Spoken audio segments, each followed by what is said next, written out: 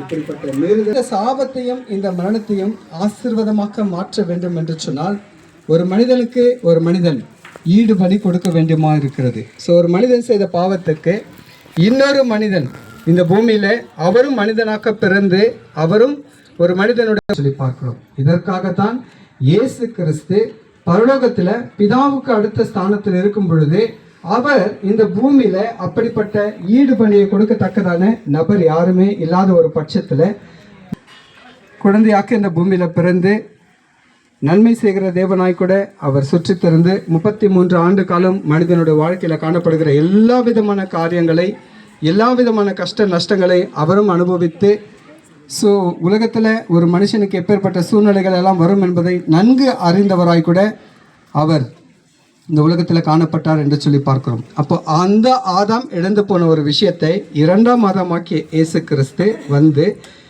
இந்த பூமியிலே வெற்றி சிறந்து அந்த மரணத்தையும் அந்த சாபத்தை இயேசு கிறிஸ்து ஆசீர்வாதமாய் கூட மாற்றினார்.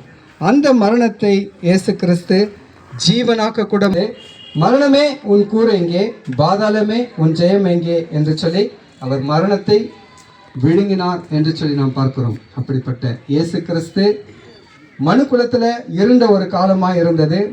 மனுஷனுடைய வாழ்க்கைக்கு ஒரு முடிவாய் இருந்த ஒரு விஷயத்தை அவர் மீண்டுமாய் கூட இந்த பூமியில ஒரு தொடர் கதையாய் கூட மாற்றி இன்றைக்கு எல்லா ஜனத்திற்கும் ஒரு மிகுந்த சந்தோஷத்தை உண்டாக்கும் நற்செய்தியை நமக்கு கொடுத்திருக்கிறார். அப்போ பாத்தீங்கன்னா முதல் ஆதாமுக்குள்ள நம்ம எல்லாம் மறிக்க போகிறோம்.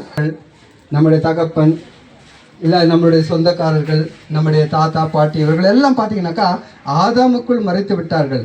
ஆனால் இயேசு கிறிஸ்துவுக்குள்ள உயிர் தெழப்பட போகிறார்கள் என்கிற நிச்சயத்தை நாம் பெற்றுக்கொள்ள போகிறோம்.